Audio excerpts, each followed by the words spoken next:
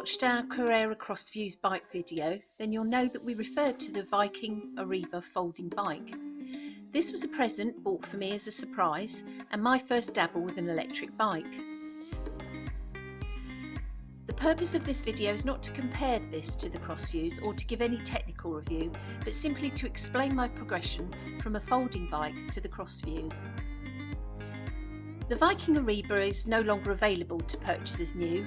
However, second-hand models do come up from time to time on websites like eBay, Gumtree or Facebook Marketplace.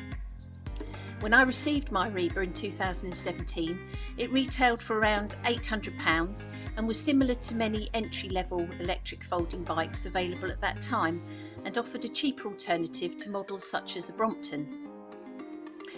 The idea of me using a folding electric bike was to use it to commute from home to work for a couple of times a week and to use it to make short local journeys rather than using my car.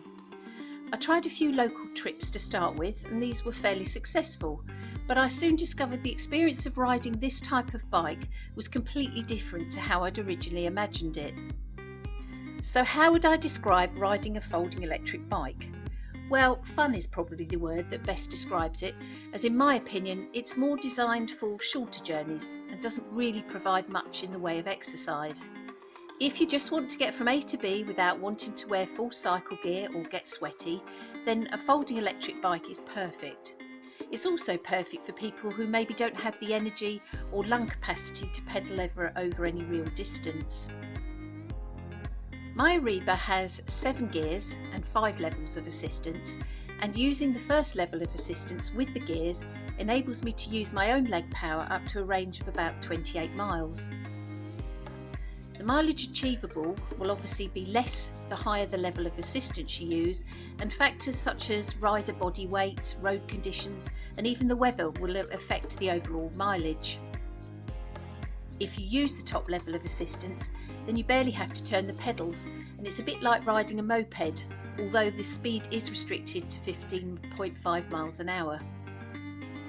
Another big advantage of my Arriba is that it makes moving away from traffic lights and road junctions a doddle.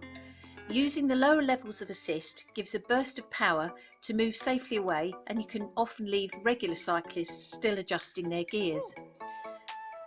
The top level 5 gives a maximum speed and power and will easily transport the rider up a fairly steep incline using very little leg power.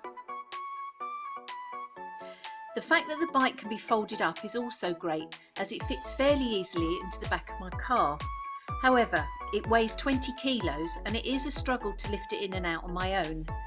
There's also no way of securing the various parts together once the bike is folded down, so it tends to flap around. Other models have addressed this problem and they have clips or a strap to make it easier to carry. After a few short local trips, I decided to try the 10-mile commute to work, and this gave me a completely different view of my folding bike. The wheels are small at 20 inches and the absence of a full range of gears made me feel like my legs were pedalling too fast. The wheels are really only designed for tarmac roads, so I was unable to use the mud cycle path that would shorten my journey, as the wheels had a tendency to skid. I soon discovered that my folding electric bike was not really suited to my commute to work, and I started to look for alternatives and ended up buying a Crossviews. I still use my folding electric bike from time to time, but my Crossviews offers a much more stable ride and enables me to get some exercise. I wish that perhaps I'd had an opportunity to road test a folding electric bike before having it, but I will continue to use it for short trips. Thank you for watching, and I hope this is useful if you're undecided on whether to go with a folding electric bike or a regular electric assistance bike.